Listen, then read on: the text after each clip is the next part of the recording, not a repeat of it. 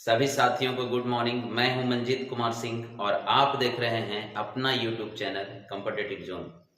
आज हम लोग इस वीडियो में हीट उष्मा के बारे में पढ़ें। इससे पहले हम लोग 2-3 पार्ट पढ़े हैं यूनिट एंड डायमेंशन गति के नियम के बारे में। तो जो अभी तक वो पार्ट नहीं पढ़े हैं वो भी पार्ट आप जाकर पढ़ सकते हैं। और ये देखिए आज हम लोग हीट के बारे में पढ़ेंगे और जो अभी तक चैनल पे नए हैं वो चैनल को प्लीज सब्सक्राइब कर लें। तो चलिए दोस्तों वीडियो को शुरू करते हैं और हीट के बारे में जानते हैं। सबसे पहले ये जानेंगे कि आखिर ऊष्मा है क्या। ठीक है, ऊष्मा है क्या? तो ऊष्मा ऊर्जा का एक रूप है।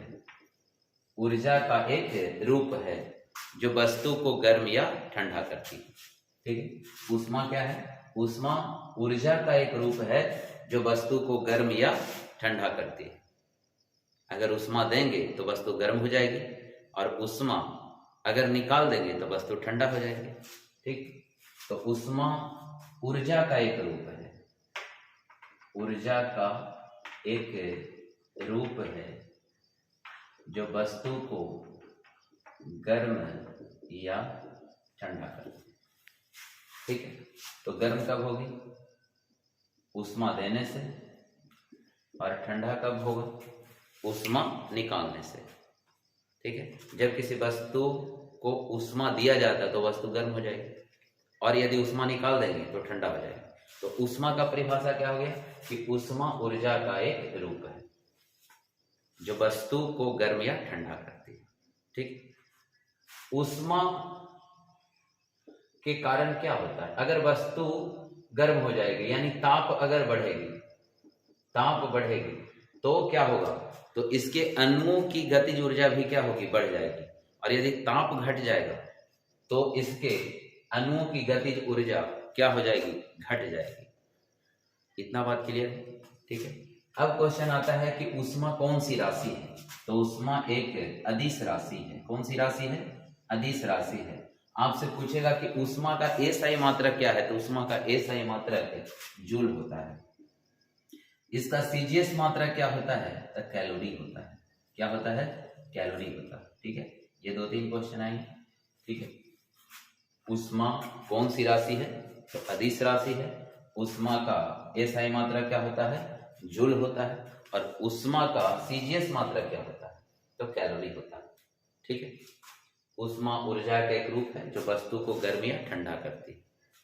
ऊष्मा देने से वस्तु गर्म हो जाएगी यानी उसकी गतिज ऊर्जा बढ़ जाएगी और ऊष्मा निकालने से वस्तु क्या हो जाएगी? ठंडी हो जाएगी यानी उसकी गतिज ऊर्जा कम जाएगी।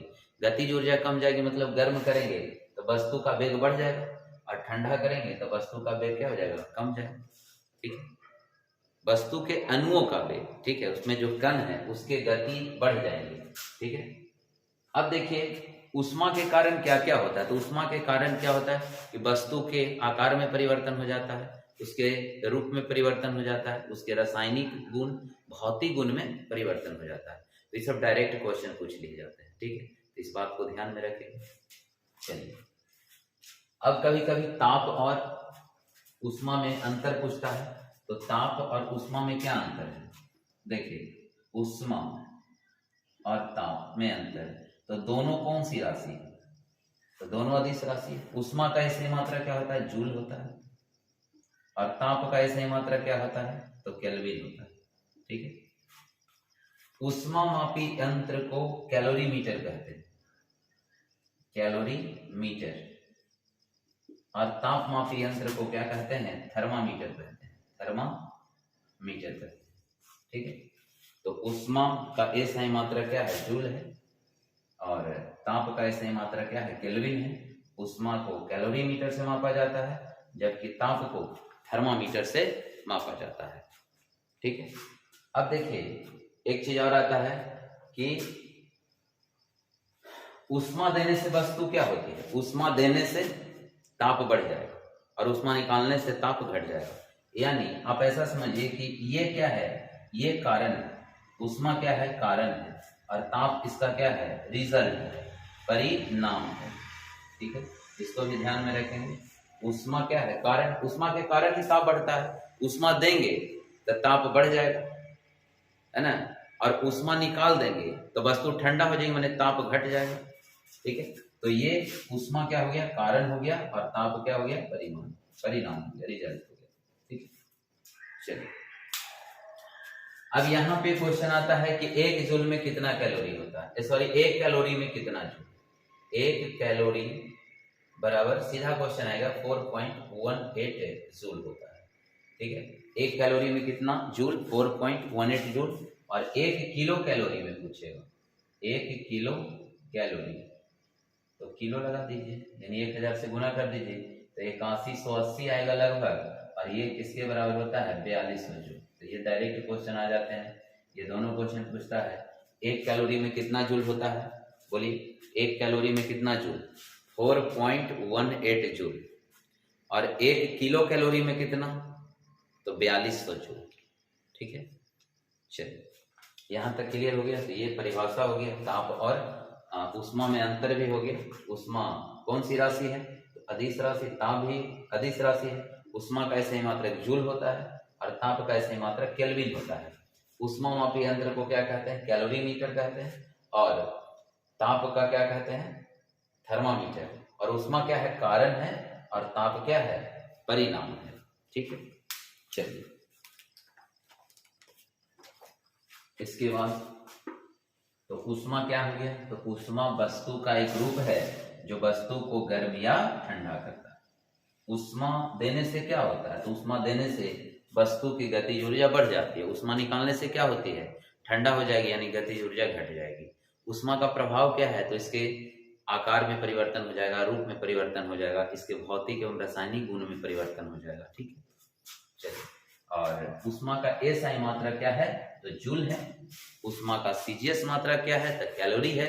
एक कैलोरी में कितना जूल होता है, एक कैलोरी में 4.18 जूल होता है, और एक कैलोरी, एक किलो कैलोरी में कितना, 4200 जूल होता है। ठीक है, चलिए अब देखिए ऊष्मा संचरण की विधि आता है ना, ऊष्मा संचरण की विधि, ऊष्मा संचरण की विधि। तो ऊष्मा संचरण की कितनी विधि है, तो ऊष्मा संचरण की 3 विधि है। एक है आपको चालन विधि, दूसरा है संवहन विधि, और तीसरा है विकिरण विधि। ठीक है, ऊष्मा संचरण की कितनी विधि, तो ये डायरेक्ट ऑप्शन में रहेगा कि निम्नलिखित में ऊष्मा संचरण की कौन सी विधि है या नहीं है। तो ऊष्मा संचरण की 3 विधि होती है, एक चालन विधि, संवहन विधि और विकिरण विधि। ठीक है, अब हम लोग 1 बाय 1 पढ़ेंगे कि आखिर चालन क्या है, संवहन क्या है और विकिरण क्या है। यहाँ से प्रश्न भी आते हैं। तो चालन क्या है, तो देखिए जब कोई वस्तु, ऊष्मा संचरण की वह विधि, ऊष्मा संचरण की वह विधि जिसमें पदार्थ के कण अपने स्थान पर रहकर ऊष्मा का स्थानांतरण करते हैं। ठीक है, मतलब क्या है, चालन में पदार्थ के कण अपने स्थान पर ही रहेंगे और ऊष्मा का क्या करेंगे, स्थानांतरण करेंगे। ठीक है, तो वैसे विधि को क्या कहेंगे, चालन कहेंगे। चालन क्या है, तो चालन ऊष्मा संचरण की वह विधि है जिसमें पदार्थ के कण अपने स्थान पर ही रहेंगे और ऊष्मा का स्थानांतरण होगा। ठीक है, और जनरली चालन किसमें होता है, ठोस में होता है।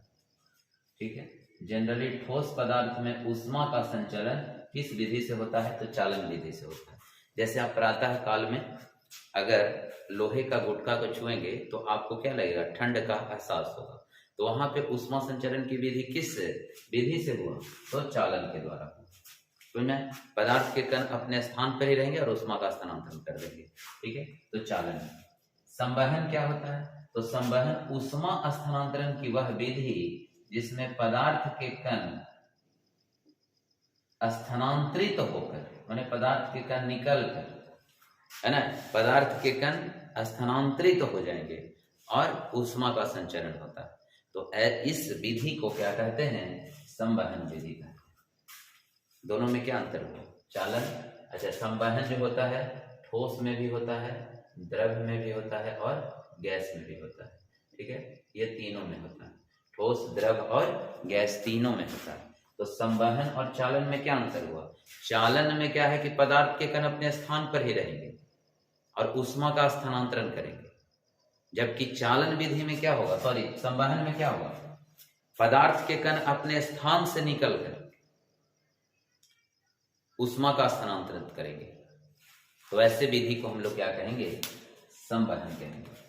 ठीक है, जैसे आप आसपास में एक एग्जांपल ऐसे ले सकते हैं, जैसे आप लोग घर में हीटर तापते हैं, है ना, तो हीटर को ऐसे हाथ रखिए, कुछ समय के बाद आपका हथेली जो है गर्म हो जाएगा। मतलब क्या है कि पदार्थ के कण निकल रहे हैं वहां से और हमारे हाथ को क्या कर रहे हैं, गर्म कर रहे हैं। तो यहाँ पे जो ये हो रहा है, ऊष्मा स्थानांतरित हो रहा है, अपने पदार्थ का कण एक स्थान से निकलकर दूसरे स्थान में स्थानांतरित हो रहा है। तो ऐसे विधि को हम लोग क्या कहेंगे, संवहन। जैसे मोमबत्ती भी आप ले सकते हैं, मोमबत्ती को जला लीजिए और अपने हथेली को ऐसे रखिए, ठीक है, कुछ समय के बाद ये आपका क्या हो जाएगा, गर्म हो जाएगा। तो ऐसे में क्या हो रहा है कि यहाँ से ऊष्मा, इसमें पदार्थ के कण एक जगह से दूसरे जगह स्थानांतरित होकर क्या करते हैं, ऊष्मा का स्थानांतरित करते हैं। इसका एग्जाम्पल आता है, जैसे वायुमंडल गर्म होता है ना, वायुमंडल का गर्म होना, वायुमंडल गर्म होना, फ्रीज का ठंडा होना, फ्रीज का ठंडा होना, ठीक है, ये सब किस के कारण होता है, तो संवहन के कारण। और जो बल्ब देखते हैं, बल्ब में आर्गन गैस के संवहन के कारण बल्ब क्या हो जाता है, गर्म हो जाता है। तो ये सब क्वेश्चन आपसे पूछेगा डायरेक्ट कि वायुमंडल गर्म होता है किस विधि द्वारा, तो ये संवहन विधि द्वारा, ठीक है। और फ्रीज ठंडा किस विधि द्वारा होता है, तो संवहन के कारण ही होता है, ठीक है। अच्छा, फ्रिज से जब बात आया, तो फ्रिज को अगर हम रूम में अगर दरवाजा खोल कर छोड़ देंगे तो क्या रूम गर्म हो जाएगा या ठंडा हो जाएगा, तो रूम क्या हो जाएगा, गर्म हो जाएगा। ये भी क्वेश्चन आता है कि यदि फ्रिज के दरवाजे को रूम में खोलकर छोड़ दिया जाए तो रूम क्या हो जाएंगे, तो रूम गर्म हो जाएंगे, ठीक है। और एक क्वेश्चन आता है कि फ्रिज में फ्रीजर पेटिका ऊपर ही क्यों लगाई जाती है, ठीक है। और भी आता है, जैसे घरों में देखते होंगे वेंटिलेटर जो है ऊपर ही क्यों छोड़ा जाता है, नीचे क्यों नहीं छोड़ा जाता है, क्योंकि वायु दो तरह का होता है। वायु एक होती है गर्म वायु और एक होती है ठंडी वायु, ठीक है। गर्म वायु हल्की होती है और ठंडी वायु भारी होती है। तो जो हल्की होगी वो ऊपर निकलेगी। तो आप बात को समझिए, क्या होता है कि घर में वेंटिलेटर ऊपर क्यों छोड़ा जाता है। इसके बाद फ्रीजर पेटिका पे आते हैं। तो गर्म वायु हल्की होकर ऊपर निकलती है, अगर वेंटिलेटर ऊपर रहेगा तो गर्म वायु वेंटिलेटर के सारे बाहर चली जाती है, जिससे रूम में गैस नहीं बनता, ठीक है। और फ्रीजर पेटिका हमेशा ऊपर ही क्यों होता है, बताइए। फ्रीजर में फ्रीजर पेटिका ऊपर क्यों होता है, क्योंकि गर्म वायु ऊपर उठती है, गर्म वायु फ्रिज से ऊपर उठती है और ये फ्रीजर पेटिका से टकराती है, ये वायु ठंडा हो जाती है और फिर ये ठंडा वायु होकर नीचे उतरती है, क्योंकि गर्म वायु ऊपर उठती है, ठंडा वायु नीचे आती है, ठीक है। तो जिसके कारण पूरा फ्रिज जो रहता है आपको ठंडा रहता है। अब बात समझ में आएगी, फ्रीजर पेटिका क्यों ऊपर लगाया जाता है, क्योंकि गर्म वायु ऊपर उठती है, फ्रीजर पेटिका से जाएगी और वहां से टकराएगी और वो क्या हो जाएगी, ठंडा हो जाएगी, और ठंडा होने के कारण ठंडी वायु नीचे आ जाएगी और जिसके कारण पूरे फ्रिज में ठंडी वायु रहती है, जिसके कारण फ्रिज ठंडा हो जाता है, ठीक है।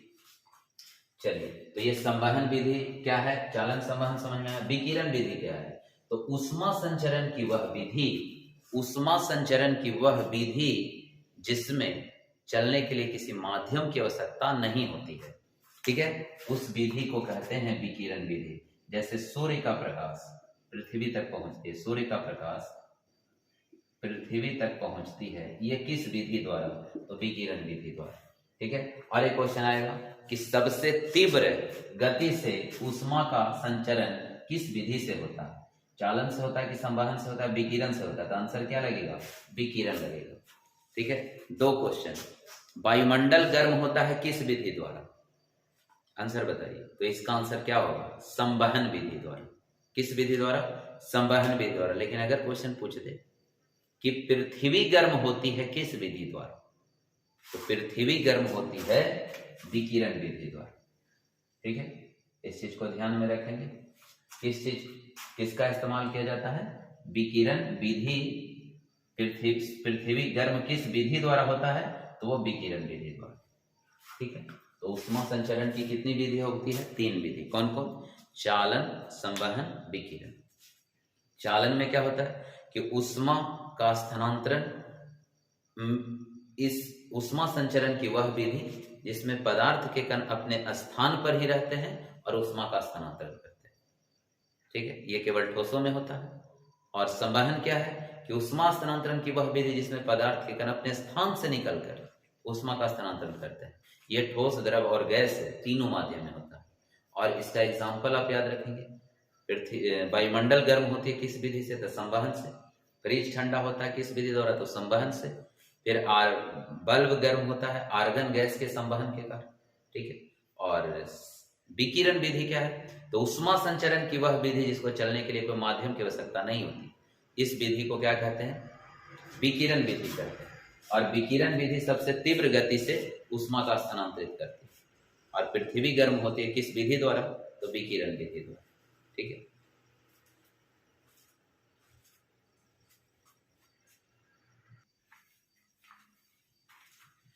चलिए, तो यहां तक आपको क्लियर हो गया होगा, ऊष्मा संचरण के 3 विधि हो गए। चलिए, इसके बाद हम लोग पढ़ेंगे कुछ तापमापी है, उसके बारे में पढ़ेंगे कि ताप का मेजरमेंट किसके किसके द्वारा किया जाता है। ठीक है, तो ताप का मेजरमेंट जो किया जाता है वो आपका है एक सेंटीग्रेड है, डिग्री सेंटीग्रेड है। इसके बाद आपको है केल्विन है। इसके बाद आपको डिग्री फ़ारेनहाइट है और एक है डिग्री रेयूमर है। ठीक है, ये 4 तरीके से आपको टेम्परेचर को मापा जाता है। ठीक है, तो यहां से क्वेश्चन, निम्न नियत बिंदु और उच्च नियत बिंदु। निम्न नियत बिंदु उसको कहते हैं जिससे नीचे है जो आपको बर्फ जमने लगेगा। और उच्च नियत बिंदु जिस ताप पर कोई पदार्थ उबलता है, यानी पानी उबलता है, उस ताप को क्या कहते हैं, उच्च नियत बिंदु कहते हैं। तो इसका अगर सेंटीग्रेड में लेंगे तो इसका निम्न नियत बिंदु कितना होगा, 0 डिग्री सेंटीग्रेड। और उच्च बिंदु कितना होगा, 100 डिग्री सेंटीग्रेड। दोनों का मूल अंतराल कितना हो जाएगा, 100 हो जाएगा। अगर केल्विन की बात करेंगे तो निम्न नियत बिंदु कितना हो जाएगा, 273 केल्विन हो जाएगा। और उच्च नियत बिंदु कितना हो जाएगा, 373 केल्विन हो जाएगा। अगर ये दोनों का अंतर लीजिएगा तो कितना हो जाएगा, 100 केल्विन का। ठीक है, यहां से आपको क्वेश्चन भी आते हैं। ठीक है, अब बताइए ये फ़ारेनहाइट में कितना होता है, तो 32 डिग्री फ़ारेनहाइट निम्न नियत बिंदु होता है। और उच्च नियत बिंदु कितना होता है, तो उच्च नियत बिंदु होता है 212 डिग्री फ़ारेनहाइट। ठीक है, 212 डिग्री फ़ारेनहाइट। और र्यूमर में कितना होता है, 0। अच्छा, इसका अंतर लीजिएगा तो कितना हो जाएगा, 180। ठीक है, 180 डिग्री। और ये 0 डिग्री होता है और उच्च बिंदु कितना होता है, 80 डिग्री रीजन। और मूल अंतराल लीजिएगा तो कितना हो जाएगा, 80 डिग्री। ठीक है, तो सेंटीग्रेड में निम्न नियत बिंदु। ठीक है, निम्न नियत बिंदु किसको कहते हैं, वह न्यूनतम बिंदु जिस पर पानी जो है वो बर्फ बनना शुरू करता है, तो 0 डिग्री। ठीक है, और उच्च नियत बिंदु जिस पर पानी उबलना शुरू करता है, तो 100 डिग्री सेंटीग्रेड। ठीक है, इसी प्रकार 0 डिग्री सेंटीग्रेड, 273 केल्विन, 32 फ़ारेनहाइट और 0 डिग्री र्यूमर सब आपस में बराबर होंगे। ठीक है, अब 0 डिग्री तो सेंटीग्रेड में 0 डिग्री और उच्च कितना है, 100 डिग्री। ये केल्विन में अगर है तो 273 केल्विन और 373 केल्विन। ये फ़ारेनहाइट में है तो 32 डिग्री फ़ारेनहाइट और 212 डिग्री फ़ारेनहाइट। और 0 डिग्री र्यूमर और 80 डिग्री र्यूमर। ये निम्न उच्च निम्न उच्च निम्न। ठीक है, यहां से क्वेश्चन आते हैं, ये फार्मूला यहां से निकलता है। देखिए फार्मूला निकालने का क्या तरीका है, ये सी है, सी उठाओ। ठीक है, सी उठाओ। यहां से क्या करेंगे, निम्न नियत बिंदु लेंगे 0 और इसका मूल अंतराल ले लेंगे 100, नीचे से भाग।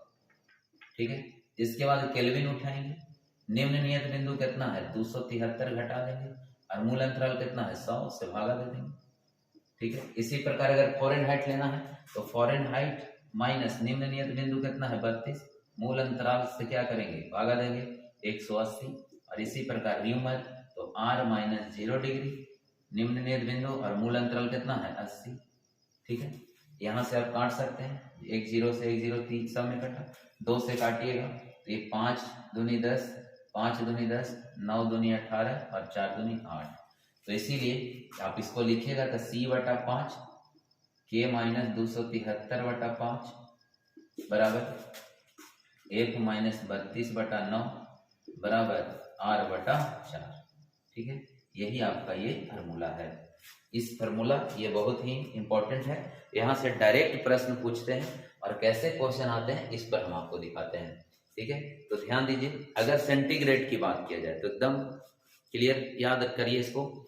निम्न नियत कितना 0 100, केल्विन में है तो 273 373, फॉरेनहाइट में है 32 212। क्लियर, और यदि आपको डिग्री र्यूमर में है तो 0 80 हो गया। मूल अंतराल लेना है तो मूल अंतराल इसका 100 हो गया, इसका 100 हो गया, 180 और 80। ठीक है, फार्मूला कैसे निकलेगा तो सेंटीग्रेड में देखिए, फिर से एक बार हम इसको दिखा देते हैं आपको कैसे निकलेगा फार्मूला। ठीक है, एक बार और देख लीजिए इसको। अब मेन आपको ये फार्मूला निकालना जानिए चाहे नहीं, आपको क्या होना चाहिए, फार्मूला याद होना चाहिए। तो क्या है, ये c लेंगे तो c - 0 और यहाँ से मूल अंतराल कितना है 100, केल्विन लीजिए माइनस निम्न नियत बिंदु 273, मूल अंतराल कितना 100, यहाँ पे बताइए f - 32, मूल अंतराल कितना 180 और r - 80 सॉरी 0 और कितना 80, c/100 k - 200। अच्छा, ये आप काट सकते हैं, 1 0 से 1 0 सब में कैंसिल हो गया, 5 दूनी 10, 5 दूनी 10, 9 दूनी 18, 4 दूनी 8। ठीक है, अब c/5 हो गया, k - 273/5 हो गया बराबर f - 32/9 हो गया और r/4 हो गया। अब यहां से देखिए क्वेश्चन क्या आएंगे। क्वेश्चन आता है कि मानव शरीर का तापमान कितना होता है, सेंटीग्रेड में कितना होता है, तो सेंटीग्रेड में लगभग 37 डिग्री सेंटीग्रेड। ठीक है, अगर केल्विन में बात किया जाए तो 310 केल्विन, और फॉरेनहाइट में बात किया जाए तो फॉरेनहाइट में कितना होता है 98.6 डिग्री, और रीमर में बात किया जाए तो 29.6 डिग्री रीमर होता है। ये मानव शरीर का तापमान डायरेक्ट पूछता है। तो मानव शरीर का अगर तापमान पूछेगा सेंटीग्रेड में तो कितना 37 डिग्री, फॉरेनहाइट में पूछेगा तो कितना 98.6, केल्विन में पूछेगा तो कितना 310 केल्विन, और यदि र्यूमर में पूछेगा तो कितना 29.6। ये निकलता भी है, आप कहीं से भी रख लो, इस फॉर्मूला पे आप रख लीजिएगा। ठीक है, जिसका भी आपको निकालना है, मान लेते हैं कि सेंटीग्रेड 37 रख दे, 37/5 आया, हमको क्या करना है र्यूमर, तो र्यूमर निकालना है तो देखो ये 37 बटा कितना हो गया 5 हो गया, 37/5 और ये हो गया r/4। ठीक है, अब ये 37 × 4/5 बराबर 8 आप कैलकुलेट करोगे तो 29 कितना आ जाएगा 6 आ जाएगा। ठीक है, देखिए क्या फार्मूला बनाओ, फार्मूला बनाओ, देखिए c/5 k - 273/5, इसके बाद क्या बना आपको फॉरेनहाइट -32/9 बना और r/ क्या बना 4 बना। यहां से क्वेश्चन आएंगे कि सेंटीग्रेड में मानव शरीर का तापमान 37 डिग्री, फिर केल्विन में कितना होता है, तो केल्विन में 310 होता है, फॉरेनहाइट में कितना, फॉरेनहाइट में 98.6 और र्यूमर में 29.6।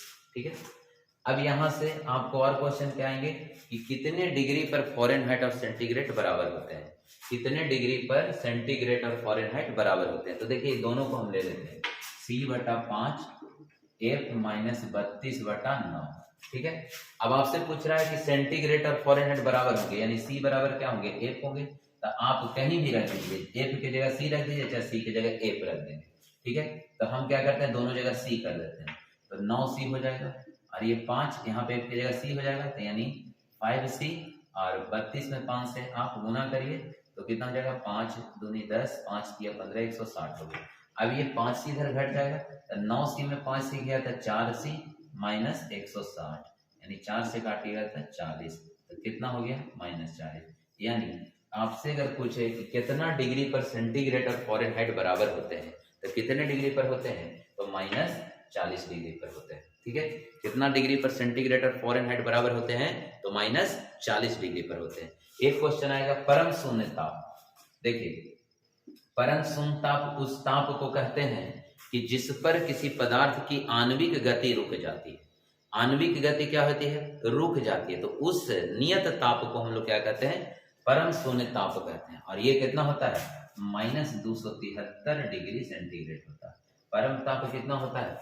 -273 डिग्री सेंटीग्रेड होता है, या 0 केल्विन आप इसको बोल सकते हैं।